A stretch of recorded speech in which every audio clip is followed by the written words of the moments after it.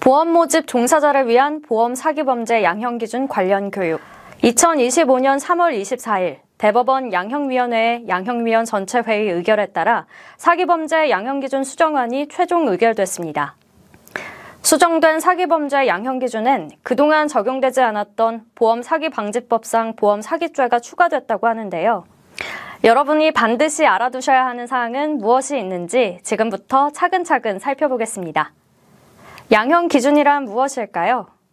양형기준이란 법관이 재판장에서 형을 정함에 있어 참조하는 기준을 말합니다.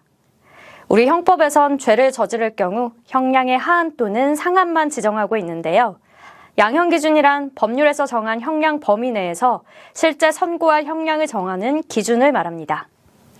이러한 양형기준은 원칙적으로 법적 구속력은 없지만 양형기준을 지키지 않는 경우엔 판결문에 양형 이유를 기재하도록 돼 있어 합리적 이유 없이 양형기준을 위반할 수는 없습니다.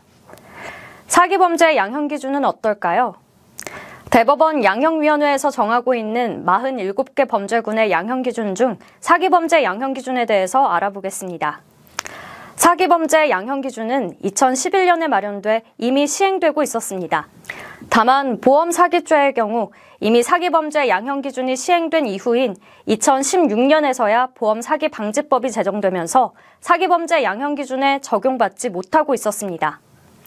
그런데 2018년부터 2022년까지 5년간 선고된 보험사기방지법 위반 사건이 6,209건으로 양형기준이 설정되지 않은 범죄 중 가장 많았습니다. 또한 보험사기로 인한 피해 금액이 점차 증가함에 따라 양형기준 설정의 필요성이 증가했고, 이에 대법원 양형위원회는 이번에 사기범죄 양형기준을 수정하면서 그 기준에 적용을 받는 대상 범죄에 보험사기죄를 포함하게 됐습니다. 사기범죄 양형기준은 어떻게 이루어져 있나요? 사기범죄 양형기준은 설정 범위, 유형 분류, 권고 형량, 양형인자, 집행유예 기준으로 구성되어 있는데요. 우선 이 양형기준에 적용을 받게 되는 죄가 무엇인지에 따른 설정 범위가 있어서 미리 설정된 죄에 대해서만 양형기준이 적용됩니다. 또한 범행 구성원의 수, 계획성 등에 따라 대유형으로 조직적 사기와 일반 사기로 구분하고 범죄로 취득한 이득액에 따라 1에서 5유형까지 분류됩니다. 1에서 5유형까지 유형별로 감경, 기본, 가중 영역에서 권고 형량 범위가 달리 정해지는데 재판에서 확인되는 사실관계에 따라 양형에 참작할 특별 양형인자를 평가해 감경, 기본, 가중 영역 중 어떤 영역에서 권고 형량 범위를 정할 것인지를 결정합니다. 이후 일반 양형인자를 평가해 실제로 선고할 형량을 정하고 선고할 형량이 3년 이하인 경우에 집행유예 여부를 판단하게 돼 있습니다. 사기범죄 양형기준은 어떻게 이루어져 있나요? 개정 전 사기범죄 양형기준은 표와 같습니다.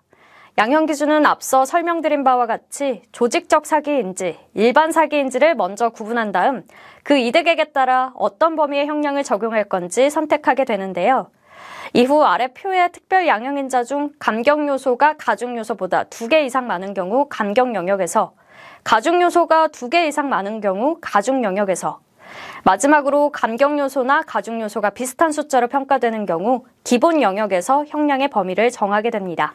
예를 들어 5억 원 이상의 보험 사기에서 특별 양형인자 중 가중 요소가 2개 이상인 경우에 4에서 7년의 범위에서 형을 선고하게 됩니다. 그리고 일반 양형인자 중 감경, 가중 요소를 평가해 실제 선고할 형량을 정하게 됩니다. 사기범죄 양형기준 개정 주요 내용, 설정 범위 수정. 그럼 지금부터 사기범죄 양형기준이 어떻게 개정됐는지 알아보겠습니다. 첫 번째로 설정 범위입니다. 그간 사기범죄 양형기준은 형법상 사기, 컴퓨터 등 이용사기, 준사기 등 그 적용 범위로 설정된 죄에 대해서만 적용되고 있었는데 이번 양형기준 개정을 통해서 보험사기방지법상 사기죄가 새롭게 편입됐습니다. 사기범죄 양형기준 개정 주요 내용, 권고 형량 범위 상향. 둘째, 권고 형량 범위입니다. 양형위원회는 사회 경제적 변화에 따른 범죄 양상과 국민 인식의 변화를 반영했는데요. 이에 따라 사기범죄로 인한 이득액이 5억 원 이상인 경우 권고 형량 범위를 각 유형별로 상향 조정했습니다. 이를 통해 이득액 300억 원 이상의 일반 사기 및 이득액 50억 원 이상의 조직적 사기 범죄에 대해선 특별 조정을 통해 최대 무기징역까지 선택할 수 있도록 사기 범죄의 권고 형량 범위를 상향했습니다.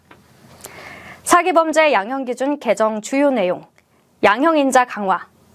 셋째, 보험 계약에서의 고지 의무 불이행 등 특별 감경 인자의 범위를 축소하고 의료 보험 전문직 종사자가 직무 수행의 기회를 이용해 보험 사기 범죄를 저지른 경우 등엔 특별 가중 인자의 범위를 확대했습니다.